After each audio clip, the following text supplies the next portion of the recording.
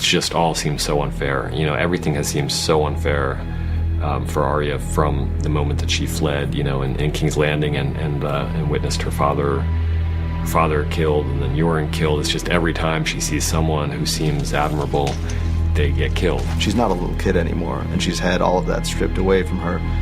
And this is just another nail in the coffin of her childhood, really. And I think that as dark a place as she is in going into that trial, she leaves it in a darker place. Arya, don't! Let me go!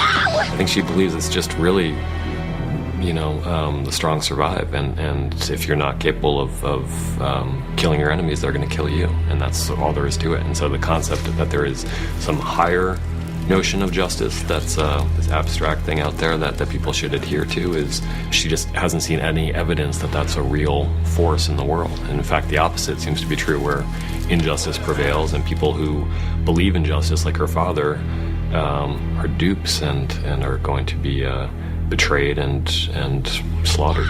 Looks like the god likes me more than your butcher's boy. Burn in hell! I urged him to surrender peacefully. But the king didn't listen to me.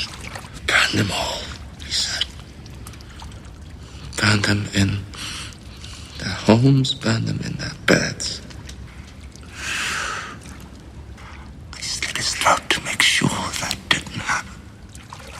I think the great reveal of that scene is that Jaime was actually heroic in that moment and actually was saving lives.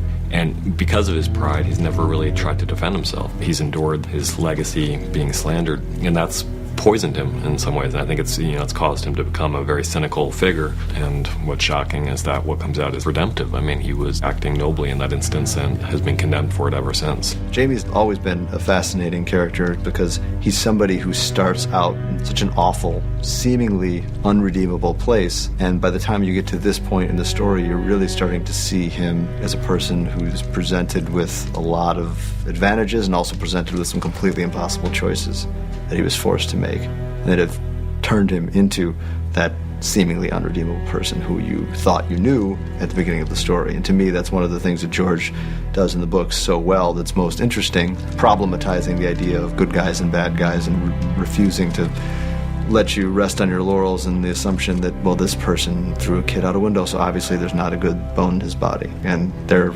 actually is. I can't force them to meet us in the field. And I can't attack them where they're strongest. But I can attack them where they're not. And Casterly Rock can't run away. I'm going to take their home away from them. Robb is starting to realize that if he's going to regain the momentum and have any chance in this war, he needs a dramatic victory.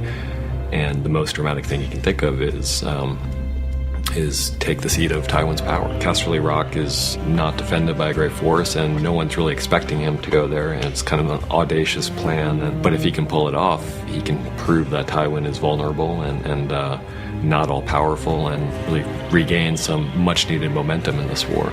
Just as the destruction of Winterfell has a tremendous symbolic weight for the Stark family, so the capture of Casterly Rock would have a huge symbolic weight for the Lannisters. There is only one person in this kingdom with that kind of army who hasn't already sided with the Lannisters. The man whose daughter I was supposed to marry. Walder Frey. Well, I think what Karstark says to him is probably true, in that marrying Talisa was a huge mistake strategically.